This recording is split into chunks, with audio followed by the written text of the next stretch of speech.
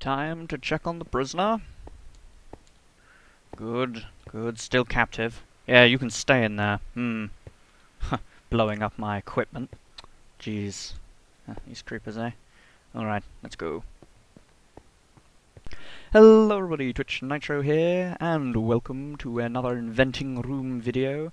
So recently I've been playing with different aesthetics in Minecraft, and I figured that as I do want to do a few more short videos in between my large projects that I work on, I am in fact currently working on a large project, I thought that I'd do some aesthetics videos, Minecraft map making aesthetics. So considering the the new snapshot and all of its vast aesthetic things that it's added into the game, like the new doors and the armor stands, I decided that I'd start off with this little concept I came up with. So you can probably guess that these are in fact armor stands, very carefully placed.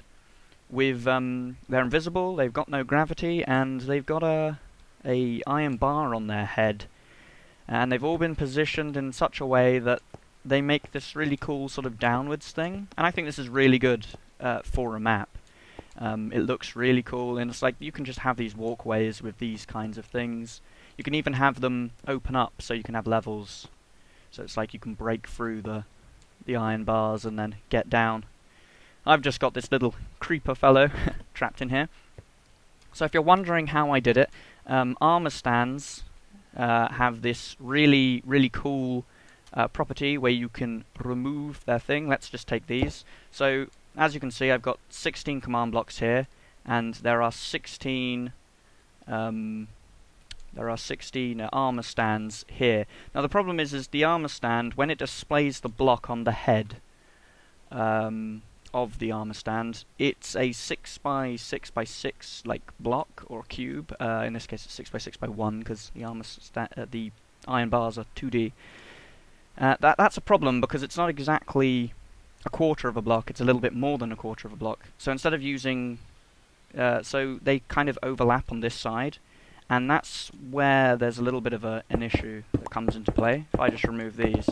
As you can see, I pick blocked this, and that's because they overlap into the third block here. And if you don't put down stairs like this, and you put blocks instead, they get a little bit weird. They get a little bit weird because they don't display properly. It gets dark. So keep that in mind. You will have to probably put... I can't place that back. You'll have to probably put stairs or something around to display the corner ones, unless of course you make it slightly larger so it actually works properly.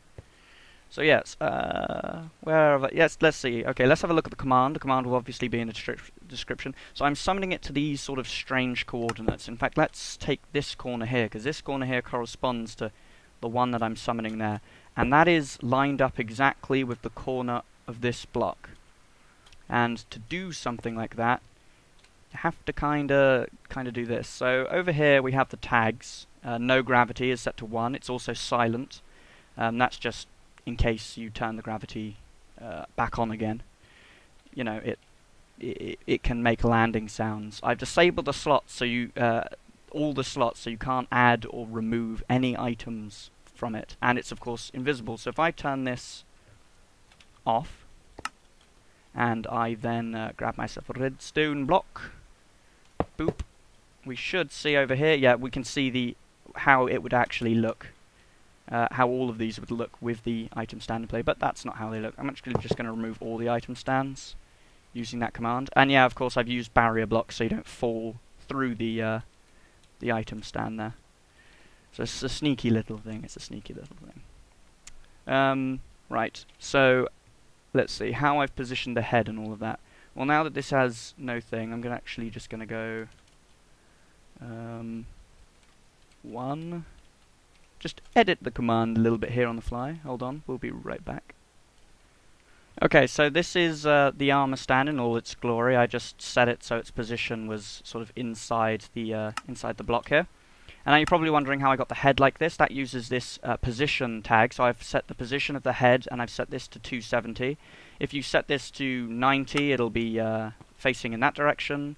And I didn't want to do it off of that. because I found that a bit more confusing. And if you set it to 180, it faces down, and 360 and 0 is up in the air, and 270 is that way. So it's a very flexible, literally, thing that you can do. As I said, on its head, it's got equipment and it's got a iron block.